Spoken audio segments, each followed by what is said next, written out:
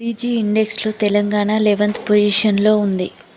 Hi friends, this is Sukanya. Welcome to Sukanya competitive world. మీరు కనుక first time నా ఛానల్ని విజిట్ చేస్తున్నట్లయితే ఖచ్చితంగా సబ్స్క్రైబ్ చేసుకోండి, నచ్చితే లైక్ చేయండి.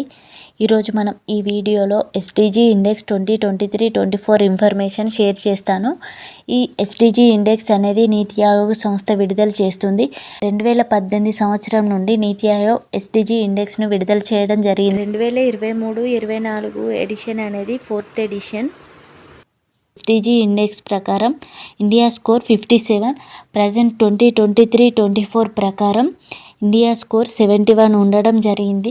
2018 నుండి 2023 వరకు మన స్కోర్ అనేది పెరగడం జరిగింది. ఈ ఎడిషన్ అనేది 2023-24 ఎడిషన్ అనేది 4th ఎడిషన్.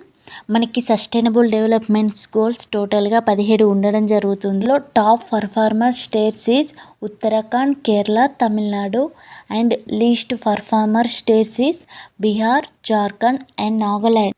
కేంద్రపాలిత ప్రాంతాల విషయానికి వస్తే చండీగఢ్ ఫస్ట్ ప్లేస్లో ఉంది. చండీగఢ్, జమ్మూ కాశ్మీర్ అండ్ అండమాన్ నికోబార్ టాప్లో ఉన్నాయి. అండ్ లిస్ట్లో లడఖ్ అనేది ఉండడం జరిగింది. పేదరిక నిర్మూలన, ఉపాధి, ఆయు ప్రమాణం, ఆర్థిక వృద్ధి, క్లైమేట్, ఆకలి నిర్మూలన ఇలాంటి అంశాల ఆధారంగా ఈ నివేదిక ఇవ్వడం జరుగుతుంది. మనం లింగ వివక్షలో చాలా వెనుకబడి ఉన్నాము. Total sustainable index, total SDG ఇండెక్స్లో ప్రజెంట్ 2023-24 ప్రకారం మన స్కోర్ 71 ఉండడం జరిగింది. ఇది అండి ఈ ఇండెక్స్ అనేది ప్రతి ఒక్కరు నేర్చుకోండి. ఎగ్జామ్ ఎకానమీ పాయింట్ ఆఫ్ వ్యూలో చాలా ఇంపార్టెంట్.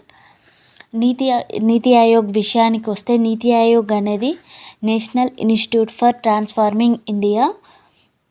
ఇది 2015 జనవరి 1న ఏర్పడడం జరిగింది. ప్రజెంట్ నీతి ఆయోగ్ సిఇఓ